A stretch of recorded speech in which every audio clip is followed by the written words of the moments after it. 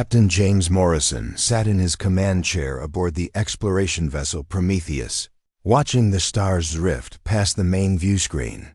The ship was 3 days out from the Kepler station, carrying supplies to the human research outpost there. It was supposed to be a routine mission, the kind that Morrison had done hundreds of times before. The bridge was quiet, except for the soft hum of the engines and the occasional beep from the navigation console. Lieutenant Tom Hayes was monitoring communications while Dr. Elena Vasquez worked at her science station, reviewing data from their last planetary survey. Everything was normal until the emergency signal started blaring through the ship's speakers. "Captain, we're receiving a priority broadcast on all galactic frequencies," Hayes called out, his voice tense. "It's coming from the Galactic Council's main transmission array." Morrison straightened in his chair. The Council rarely sent emergency broadcasts, and when they did, it usually meant something big was happening. "Put it on the main screen, Lieutenant." The view screen flickered and changed from the star field to show the imposing symbol of the Galactic Council. The image was crisp and clear, transmitted across faster-than-light communication networks that connected thousands of worlds. Morrison had seen this symbol many times during diplomatic meetings, but something felt different about this broadcast. "Citizens of the galaxy," a deep voice announced as the symbol faded to show a massive amphitheater filled with alien beings. "Today, the Galactic Council delivers justice to those who would threaten the order and peace of our civilization." Dr. Vasquez looked up from her station, her face pale. "James, I recognize that place. That's the Council's Justice Chamber on the Capital Station." Morrison nodded grimly. He had heard of the Justice Chamber, but had never seen it in action. The circular arena was carved from black stone, with thousands of seats rising up in tiers around a central platform. Floating cameras moved through the air, broadcasting every angle to billions of viewers across the galaxy. On the platform below, Morrison could see a large group of beings standing in organized rows. They wore simple gray clothing and had restraints around their wrists. Even from the broadcast view, it was clear that these were not dangerous criminals. Many looked like scientists or researchers, their posture showing resignation rather than defiance. "The beings you see before you," the voice continued, "are guilty of the crime of technological contamination. They have shared advanced medical technology with primitive worlds without authorization from this council. They have violated the preservation protocols that have maintained galactic stability for over 2,000 years. Dr. Vasquez gasped and stood up from her station. "James, I know some of those people. That's Dr. Kell from the Medical Research Institute on Kef Prime, and there's Professor Nira from the University of Healing Arts. They're good people, peaceful researchers." Morrison watched the screen with growing unease. The camera zoomed in on the faces of the condemned, and he could see the same thing that Dr. Vasquez had noticed. These were not terrorists or criminals. They were scientists, teachers, and healers who had dedicated their lives to helping others. What exactly did they do wrong? Hayes asked from his station.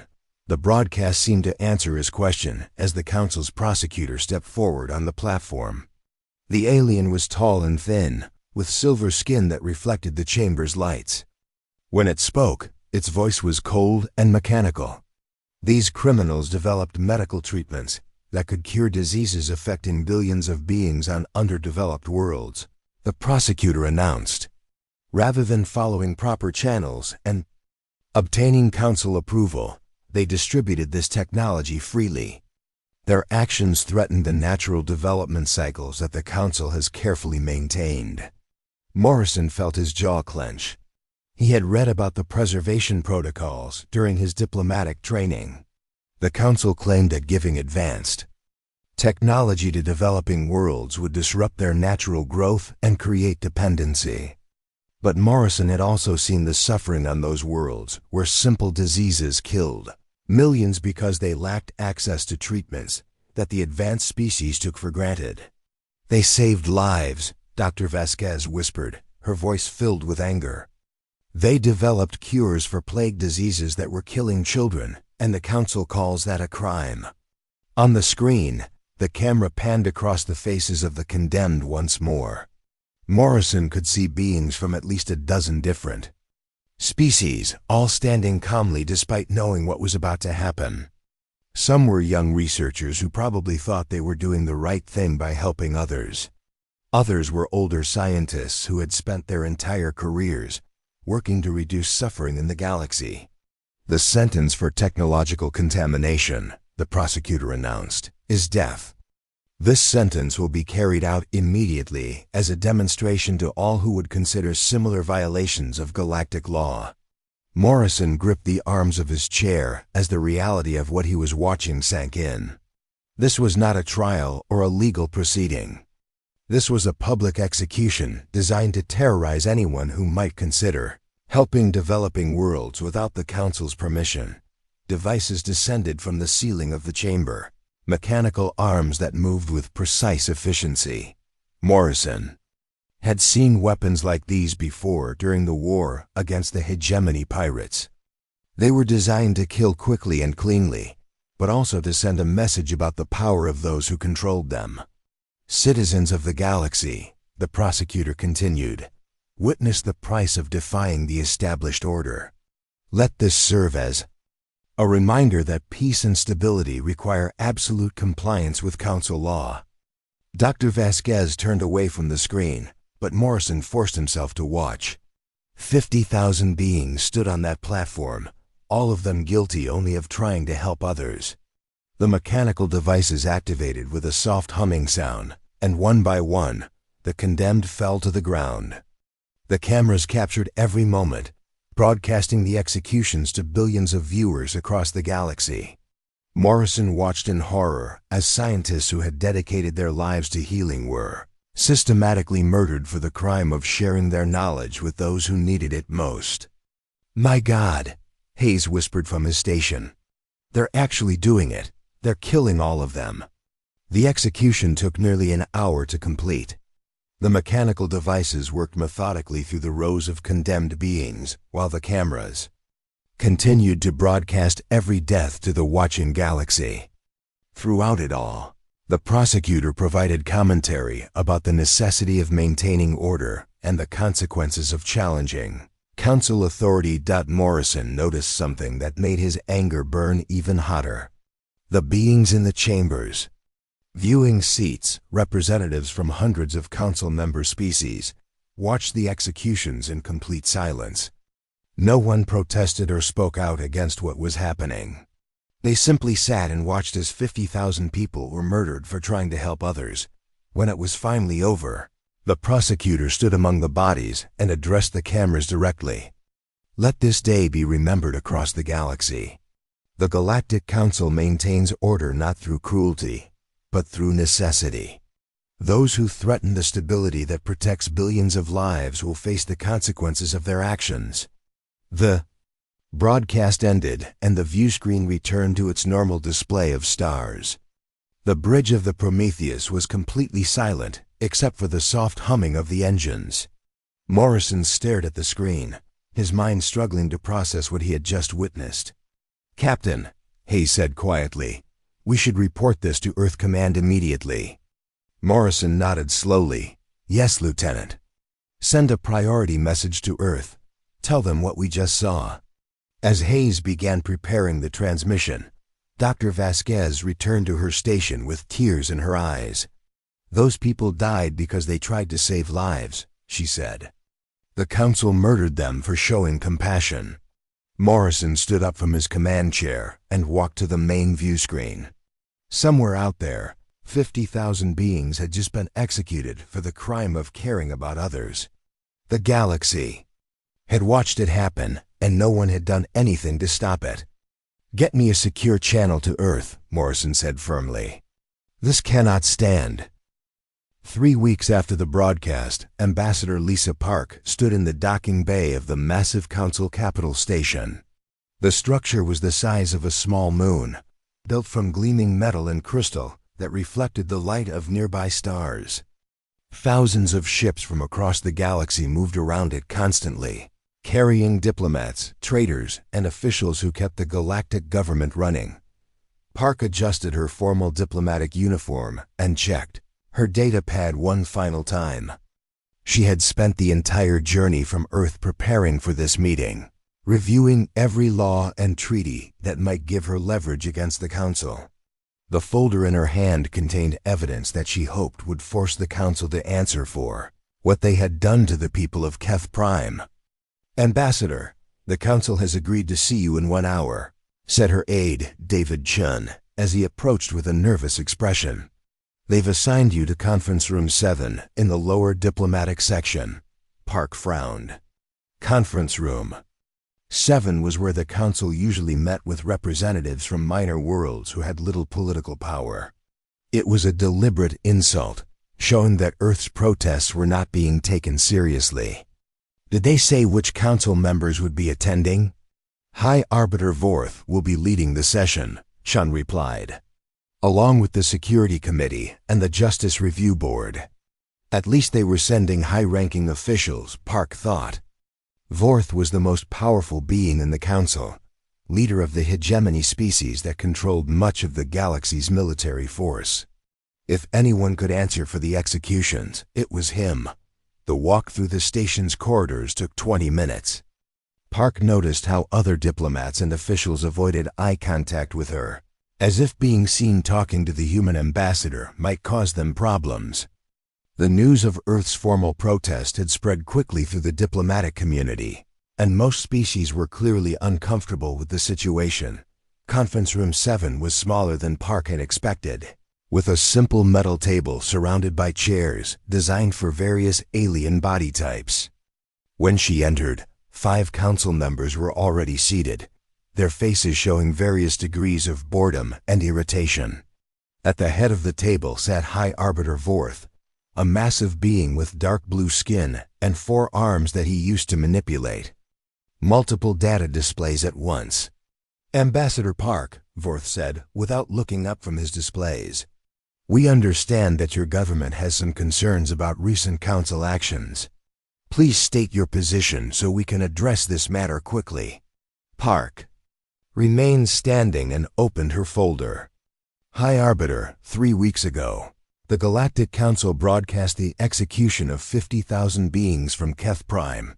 These executions were carried out without proper trial procedures and appear to constitute genocide under galactic law." One of the other council members, a reptilian being with green scales, made a dismissive sound. "Ambassador, your species has only been part of galactic civilization for 30 years. You clearly do not understand the complexities of maintaining order across thousands of worlds." "I understand justice," Park replied firmly. "And I understand that the beings executed on Keth Prime were scientists and researchers who developed medical treatments to save lives. How is helping others a crime worthy of death?" Vorth finally looked up from his displays, his large black eyes focusing on Park with obvious annoyance. "The preservation protocols exist for good reason, Ambassador. When advanced species give technology to primitive worlds without proper oversight, it creates chaos and dependency. These protocols have maintained galactic peace for over 2,000 years. Park pulled out a data tablet and activated a holographic display above the table. "High Arbiter, this is a recording of Dr. Kell's research presentation from 6 months ago. She was working within established legal frameworks, submitting her findings to the Medical Research Board for review. Her team followed every proper procedure. The hologram showed a peaceful laboratory where scientists from multiple species worked together on medical research. Dr. Kell, a being with silver fur and large gentle eyes, was explaining how her team had developed treatments for 3 different diseases that affected developing worlds. Dr. Kell submitted formal requests to distribute these treatments," Park continued. "Those requests were denied by the Council without explanation. When disease outbreaks killed over 2 million beings on primitive worlds, Dr. Kell's team decided they could not stand by and watch people die." Vorth's expression did not change. They violated council law by distributing technology without authorization. The consequences were clearly established. The consequences were murder, Park said, her voice rising slightly. These were peaceful researchers who wanted to save lives. They posed no threat to galactic stability. The green-scaled council member leaned forward. Ambassador, your emotional response demonstrates exactly why humanity is not ready for full participation in galactic affairs. The council makes decisions based on logic and long-term stability, not on temporary emotional reactions. Park felt her anger building but forced herself to remain calm. She activated another display showing statistical data about the worlds that had received the medical treatments. High Arbiter, here is the actual evidence of what happened when Dr. Kell's treatments were distributed. Death rates from disease dropped by 90% on affected worlds. There was no social chaos, no technological dependency, and no threats to stability. The treatments simply saved lives. Vorth studied the data for a moment, then dismissed the display with a wave of one hand. The immediate effects are irrelevant. Giving advanced technology to primitive species always leads to problems eventually. The Council has thousands of years of experience managing these situations. Then why not put these people on trial? Park demanded. Why execute them in public without giving them a chance to defend their actions? Even if you believe they broke the law, they deserved basic legal protections. The Council does not explain its justice procedures to newcomer species, said another. Council member, a tall being with crystalline skin that refracted light in strange patterns. These beings were found guilty of technological contamination through proper legal review. Park activated her tablet again and displayed official council legal documents. I have reviewed every law regarding technological contamination. The standard penalty is exile or research restriction, not execution. The death penalty requires evidence of intentional harm to galactic stability, which you have not provided. The room was silent for several moments as the council members exchanged glances. Finally, Vorth spoke in a voice that had grown cold and threatening. Ambassador Park, your government sent you here to voice concerns, and we have listened. The Council's decision regarding the Keth Prime criminals is final and will not be reviewed or changed. High Arbiter, Earth formally requests that the surviving leadership from Keth Prime be allowed to present evidence in their defense. We also request that the Council review the legal procedures that led to these executions. Vorth stood up from his chair, using all four arms to gather his data displays. Request denied.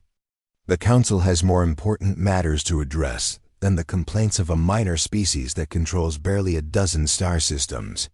Park realized that the meeting was ending without any meaningful discussion of the evidence she had prepared. High Arbiter, if the Council will not address these concerns through diplomatic channels, Earth may be forced to consider other options. The crystalline council member laughed, a sound like breaking glass. Other options? Ambassador, your species has been in space for less than a century. The Council commands fleets that have protected this galaxy for millennia. What possible options could humanity have? Vorth moved toward the door, then stopped and turned back to face Park. Ambassador, the Council has been patient with Earth's adjustment to galactic civilization.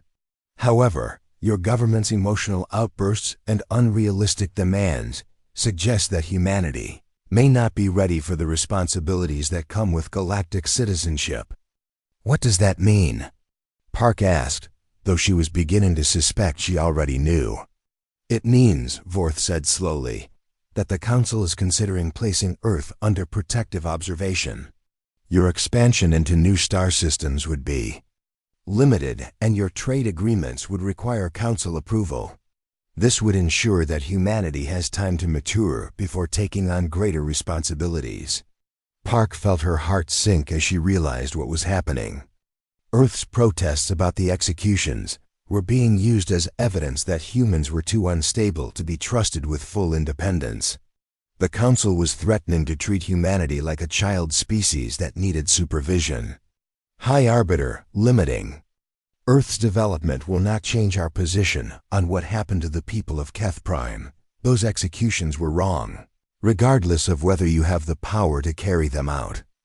Vorth paused at the doorway and looked back at her with something that might have been pity.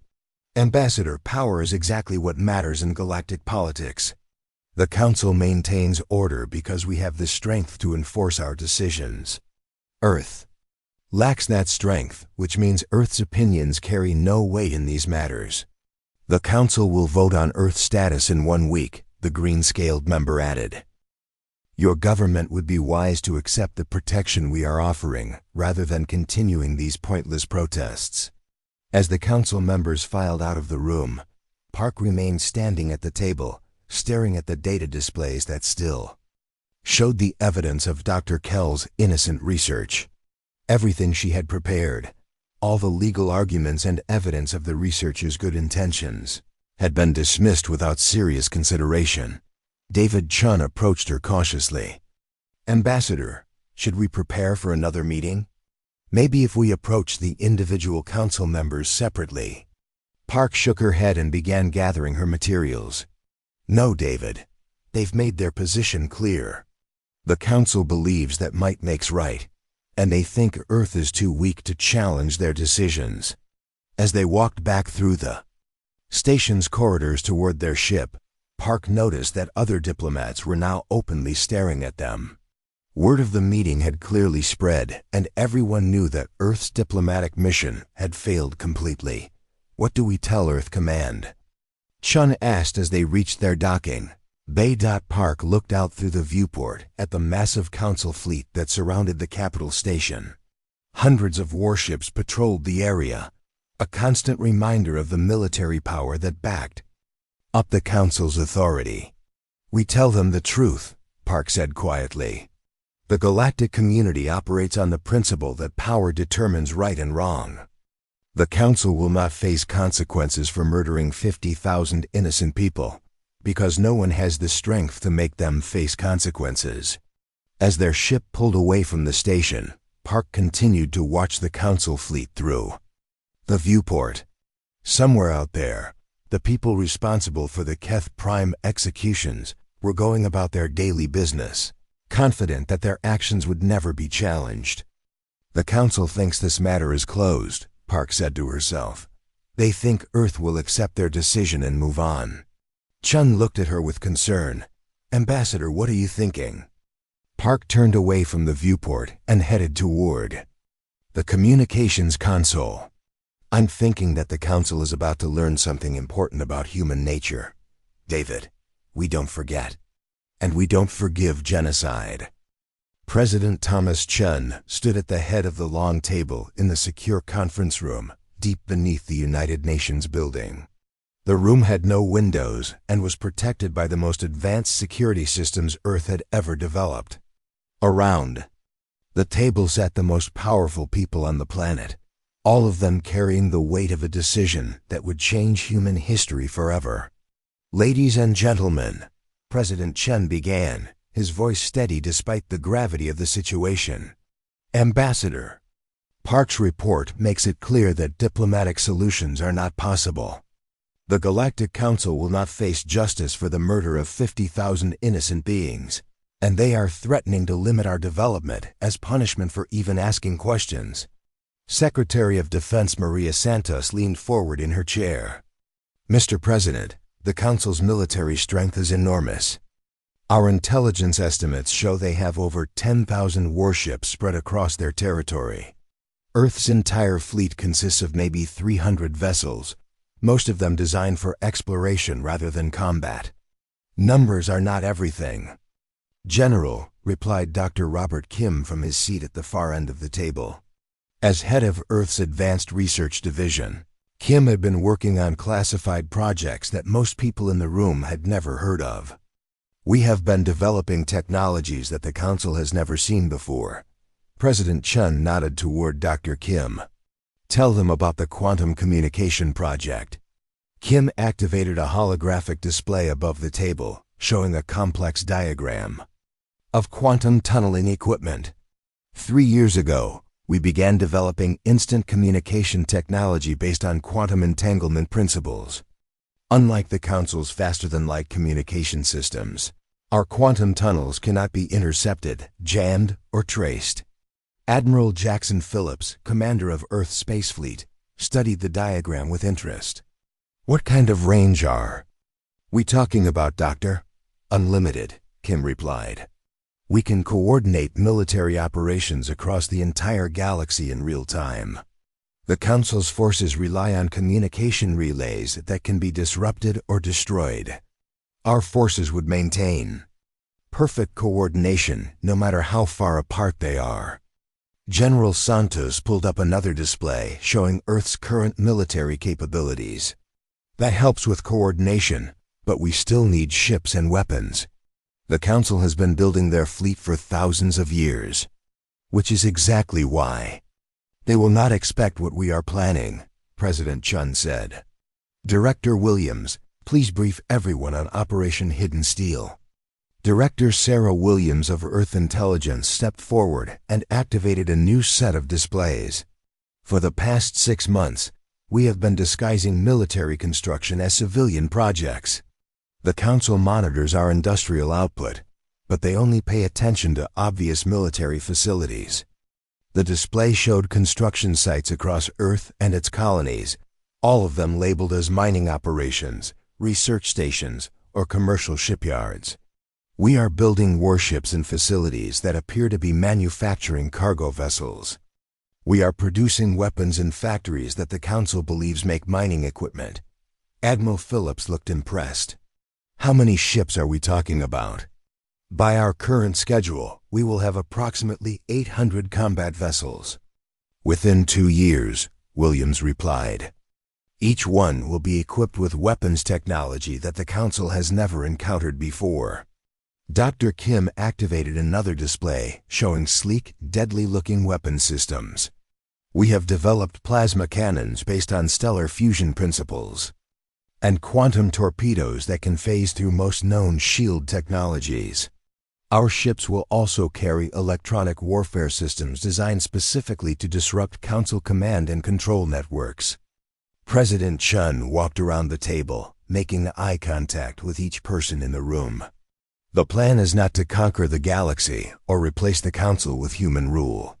Our goal is justice for the people of Keth Prime and accountability for those who ordered their execution. How do we achieve that without starting a full-scale war?" asked Foreign Minister David Park. Ambassador Park's brother, General Santos, stood up and activated a detailed star map showing Council territory. "Our intelligence teams have identified the key targets. The Council's power comes from their ability to project military force across vast distances.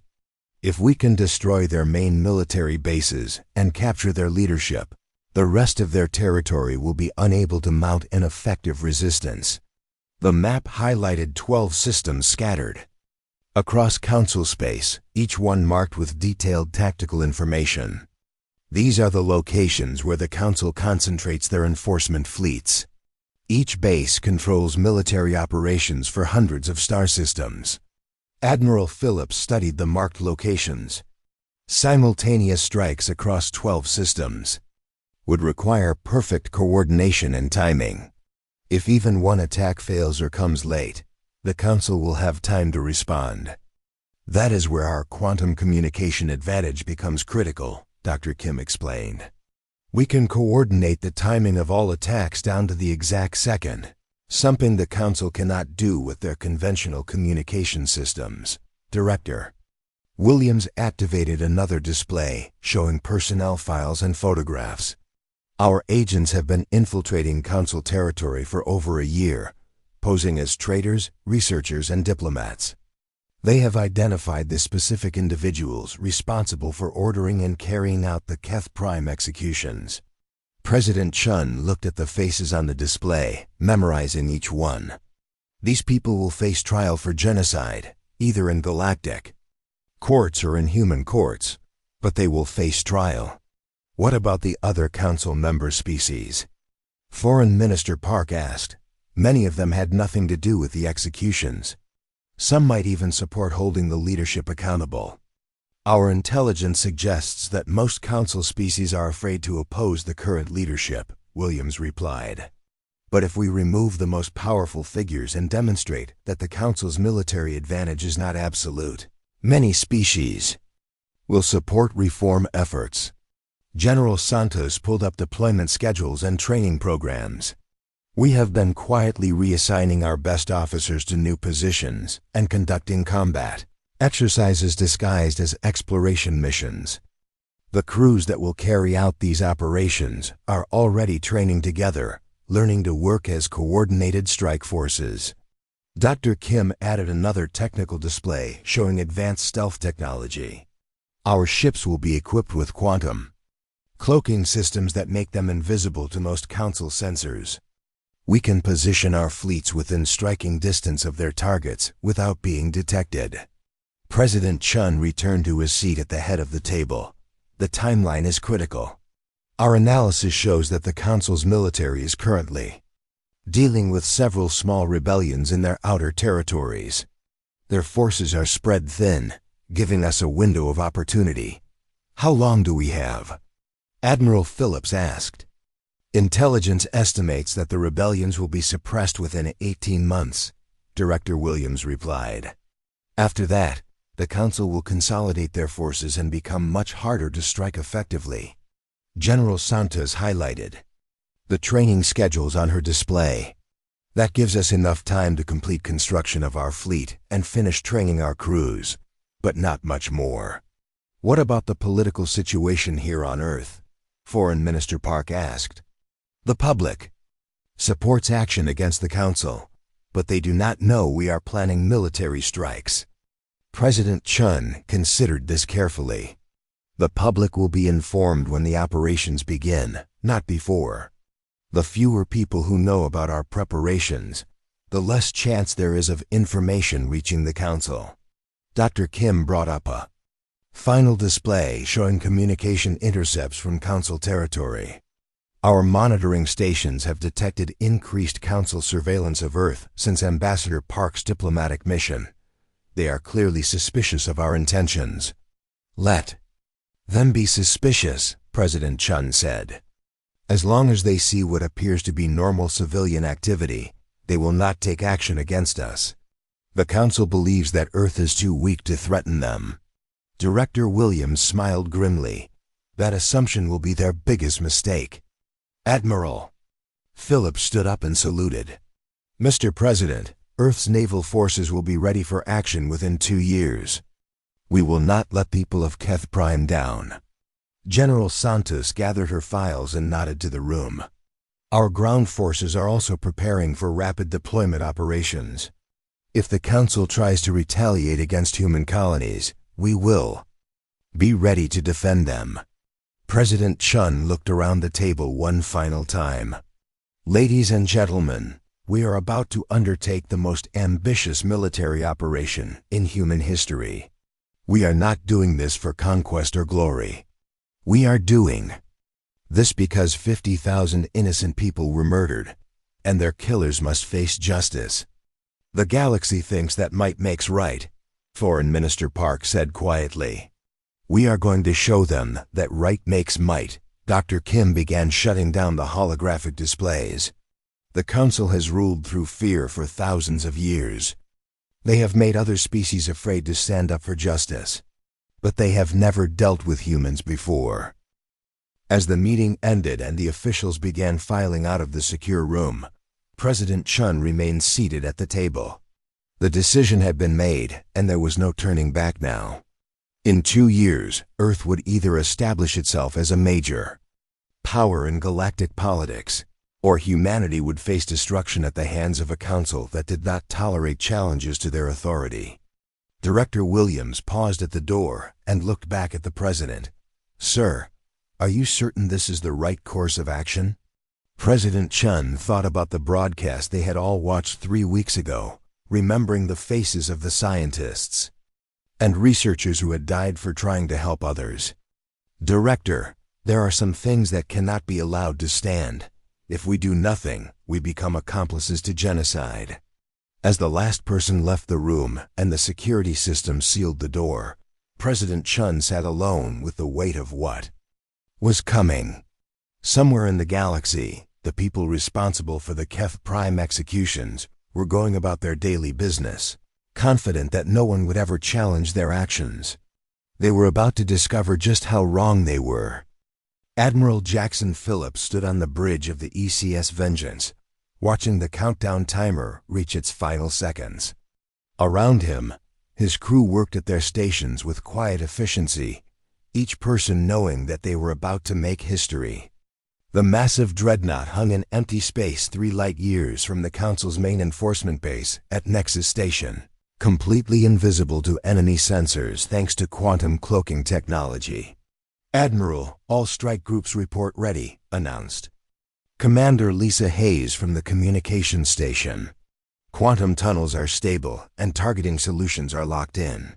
Phillips looked at the tactical display, showing the positions of 12 human fleets scattered across the galaxy. Each fleet was positioned near a critical Council military installation, waiting for the synchronized attack that would begin humanity's war for justice. 2 years of preparation had led to this moment. "Dr. Kim, status on our electronic warfare systems." Phillips asked. Dr. Robert Kim looked up from his science station, where streams of data flowed across multiple screens. "All systems are ready, Admiral. The moment we decloak, our quantum scramblers will disrupt Council communications across this entire sector. They will not be able to coordinate a response." The countdown timer reached 0, and Phillips felt his heart pound as he gave the order that would change everything. "All ships, begin Operation Justice. Execute, execute, execute." Space around the Vengeance suddenly filled with human warships as the entire fleet decloaked simultaneously. 50 vessels appeared from nowhere, their hulls gleaming with fresh armor plating and bristling with weapons that the Council had never seen before. The fleet moved forward as one unit, accelerating toward Nexus Station at maximum speed. On the main view screen, Phillips could see the massive Council base growing larger as they approached. Nexus Station was the size of a small city, built from dark metal and covered with weapon platforms and shield generators. It was here that the orders for the Keth Prime executions had been coordinated, and it was here that the Council's enforcement fleets received their missions to terrorize developing worlds. "Enemy sensors are detecting us," reported Lieutenant David Chun from the tactical station. "Council ships are moving to intercept." Phillips watched as the Council's defense fleet began forming up to meet the human attack. 25 Council warships moved into battle formation, their shields glowing with energy as they prepared for combat. They were larger than most human ships and had been designed by species with thousands of years of military experience. "Admiral, incoming transmission." "From the Council fleet," Commander Hayes announced. "Put it on screen," Phillips ordered. The view screen changed to show the bridge of a Council dreadnought, where a tall alien commander with 4 arms stood surrounded by his crew. The being's expression showed confusion and anger as he stared at the human fleet that had appeared without warning. "Human vessels, you are in violation of galactic law," the Council commander announced. "Withdraw immediately or face the consequences of your actions." Phillips stepped forward so that his image would be clearly visible to the Council commander. "This is Admiral Phillips of the Earth Defense Force. We are here to arrest those responsible for the genocide committed at Keth Prime. Surrender the war criminals on your station, and your fleet will be allowed to withdraw safely."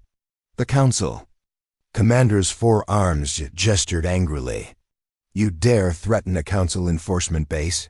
Your primitive species controls barely a dozen star systems. We command the military might of half the galaxy. Your military might could not save you from being caught completely by surprise," Phillips replied calmly. "Check your long-range sensors, Commander. This attack is not limited to your station." On Council ships across the galaxy, Sensor operators were discovering the same terrifying truth. Human fleets had appeared simultaneously at 12 different locations, each one targeting a critical Council military installation. The carefully planned coordination made possible by quantum communication technology was allowing Earth's forces to strike at the heart of Council power. Impossible, the Council commander whispered as reports flooded in from other bases. How did you coordinate attacks across such distances without us detecting your communications? Phillips smiled grimly. Commander, your species has been in space for thousands of years, but you have never learned to think outside the boundaries of conventional technology.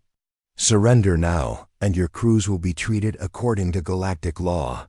The Council commanders. Expression hardened. The Council does not surrender to primitive species. All ships, attack formation. Destroy these human vessels. The transmission ended, and Phillips turned back to his crew. All ships, weapons free.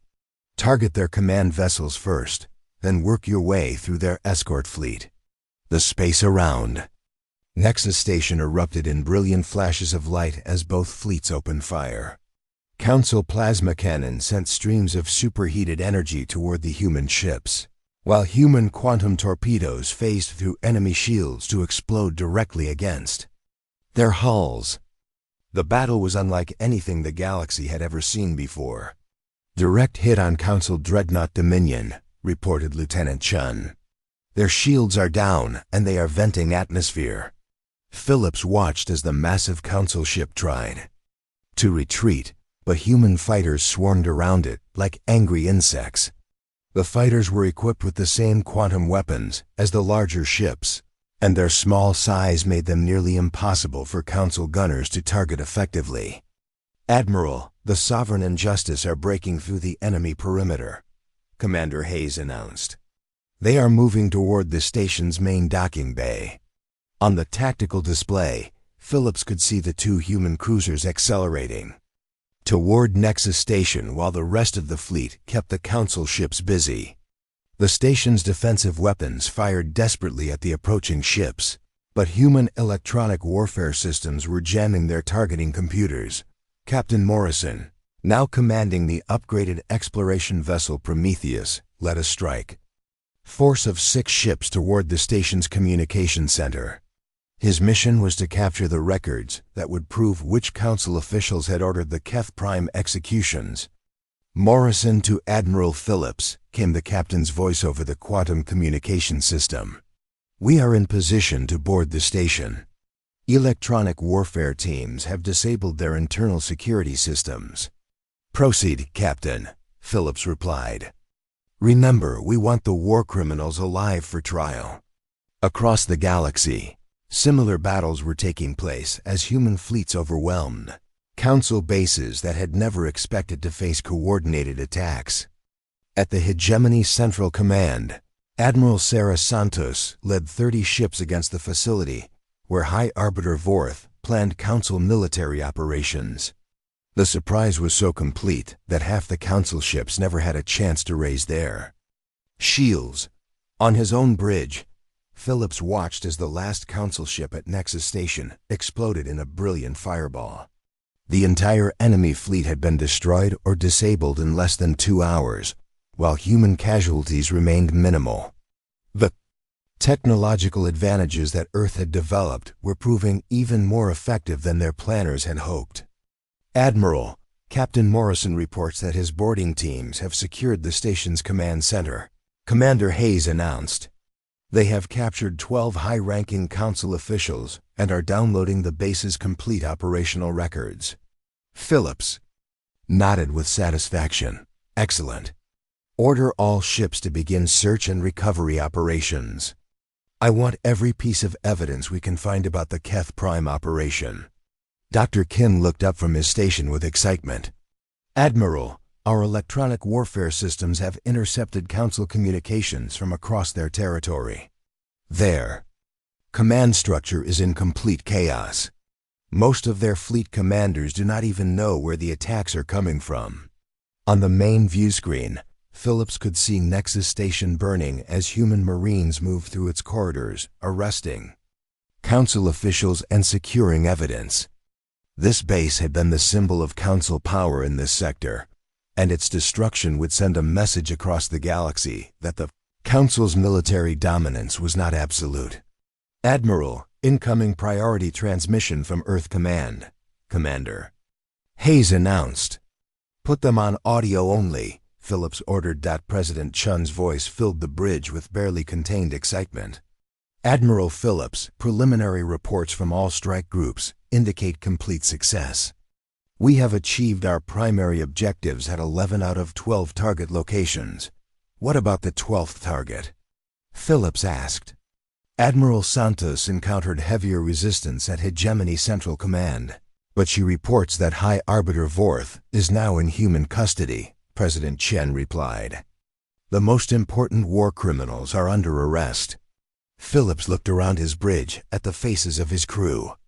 These men and women had trained for 2 years for this moment, and they had performed flawlessly under pressure.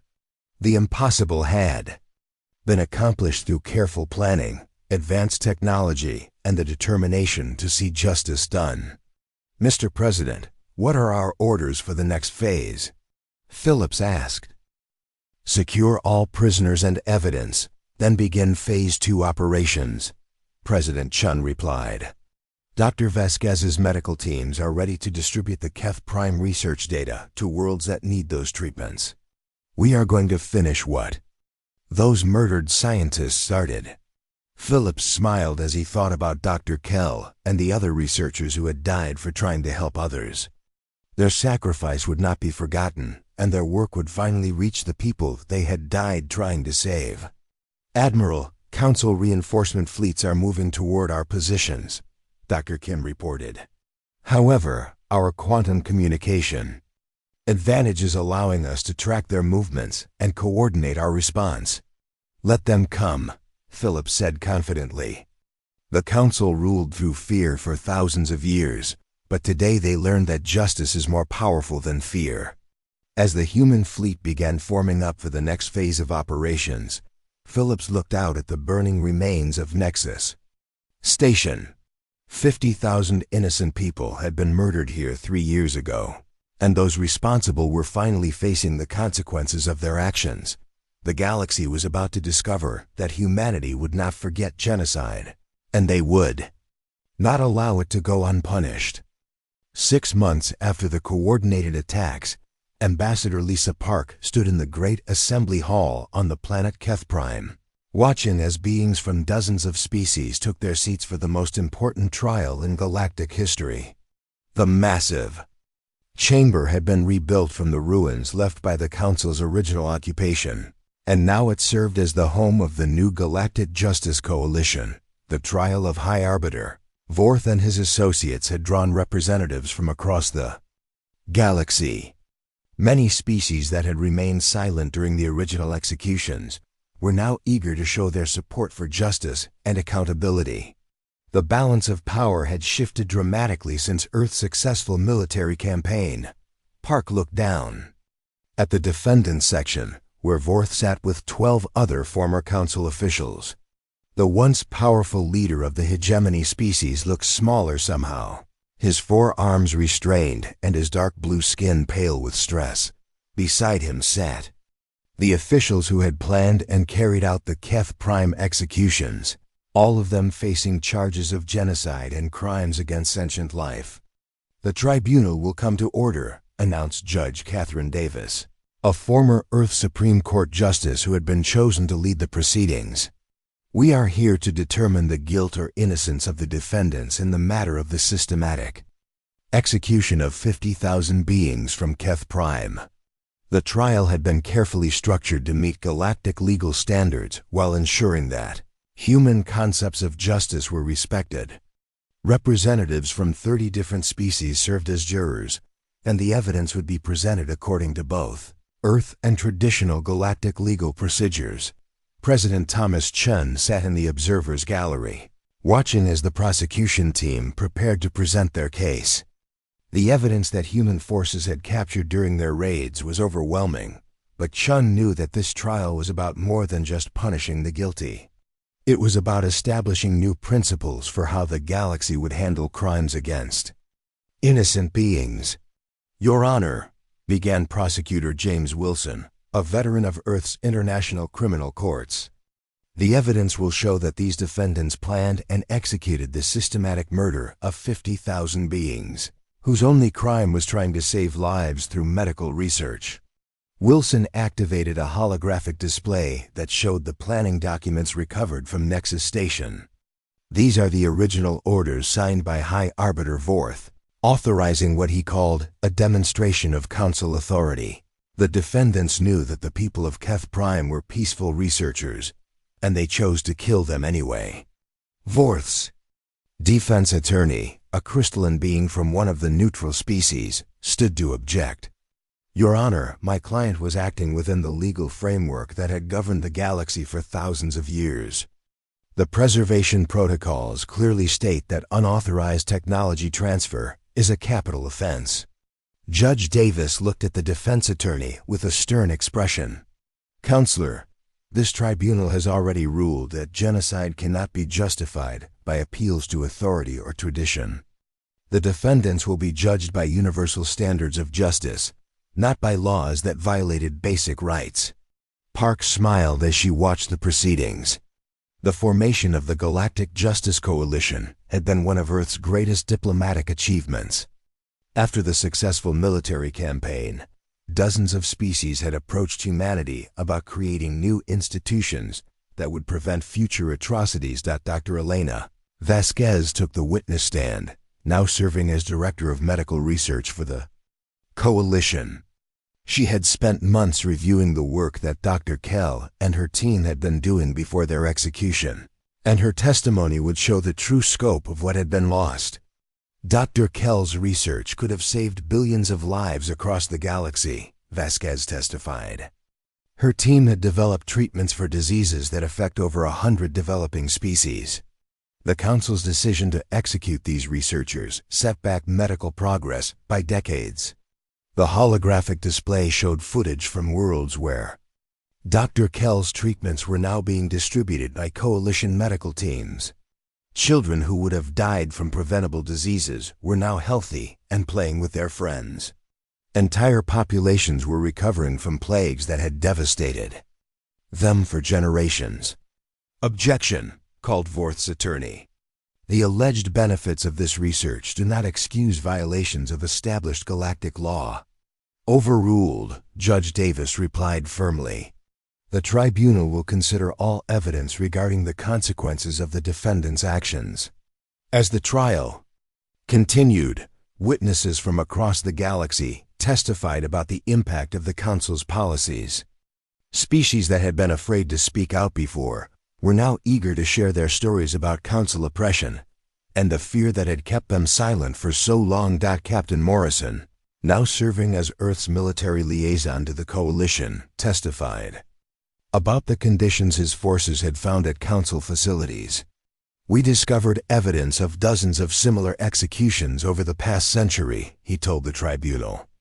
The Keth Prime massacre was not an isolated incident. It was part of a systematic campaign to terrorize anyone who challenged Council authority.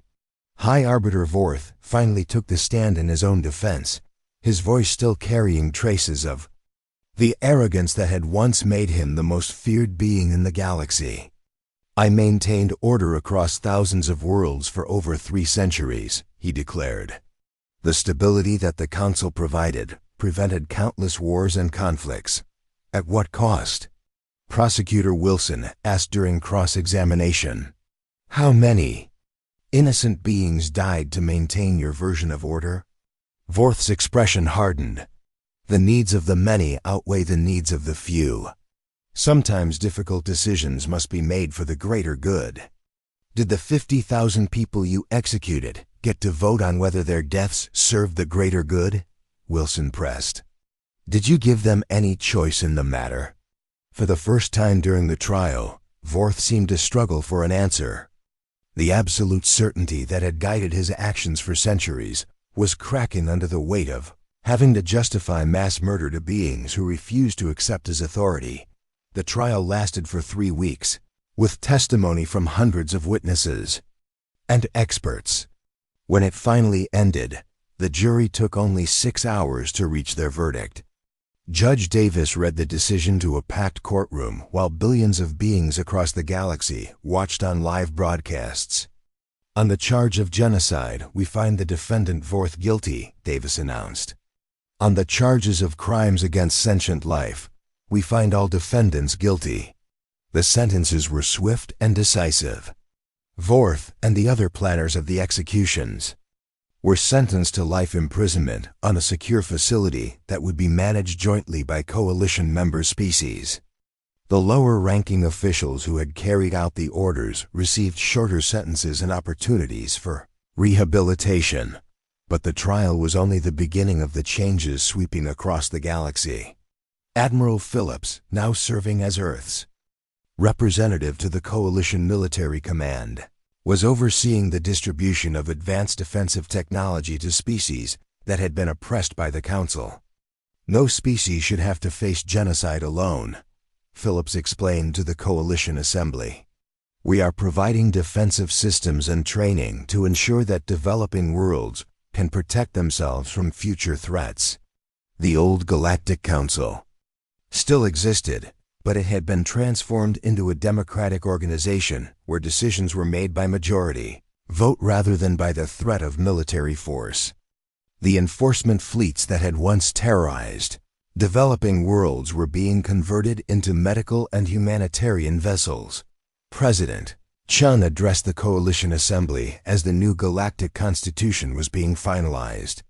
6 months ago, the galaxy operated on the principle that might makes right, he said. Today, we establish the principle that all sentient beings have the right to life, freedom, and justice, regardless of their species or level of technological development. Dr. Vasquez's medical teams were working around the clock to distribute the research that Dr. Kell's team had died trying to share. Mobile medical stations carried advanced treatments to worlds that had been cut off from galactic civilization, saving millions of lives that would have been lost to preventable diseases. Memorial on Keth Prime had become a pilgrimage site for beings from across the galaxy. The simple monument honored not only the 50,000 who had died, but all those who had suffered under the old system of galactic governance. The inscription, written in dozens of languages, served as a reminder of what had been learned from tragedy. Ambassador Park stood before the memorial as the sun set over the rebuilt city of Keth Prime. Around her, beings from dozens of species laid flowers and small tokens of remembrance for those who had died. The memorial had become a symbol of hope as much as a reminder of loss. They did not die in vain, Park said softly as she placed a white flower at the base of the monument. Their sacrifice led to a better galaxy for all of us. A young being from one of the developing worlds approached the memorial, carrying a medical device that bore Dr. Kell's name. The child had been saved by one of the treatments that the executed researchers had developed, and now she was studying to become a doctor herself. My teacher says that Dr. Kell wanted to help everyone, the child said to Park. Is that why the bad people killed her?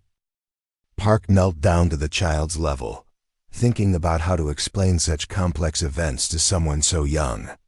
Sometimes, powerful people become afraid when others try to help those who need it. But Dr. Kell's work lives on, and now no one can stop it from helping people like you. The child smiled and placed her own small flower at the memorial before running back to her family. Park watched her go, thinking about the future that was now possible because humanity had refused to let genocide go unpunished. Across the galaxy, similar scenes were playing out as the new order took hold. Species that had been enemies for centuries were working together on joint research projects. Developing worlds receiving aid in technology without fear of punishment. The galaxy was learning what it meant to live without the constant threat of violence hanging over every decision. As the stars began to appear in the darkening sky above Keth Prime, Park thought about the journey that had brought them to this point. It had started with a horrific broadcast of mass murder, continued through diplomatic failure and military action, and ended with the establishment of new principles of justice that would guide galactic civilization for generations to come. Galaxy had learned that humanity would not accept the excuse that this is how things have always been when it came to fundamental questions of right and wrong. Earth's intervention had proven that even ancient systems of oppression could be changed when enough people were willing to stand up for justice. The memorial stood, silent in the gathering darkness, a reminder of the price of justice and the importance of never forgetting those who had paid it.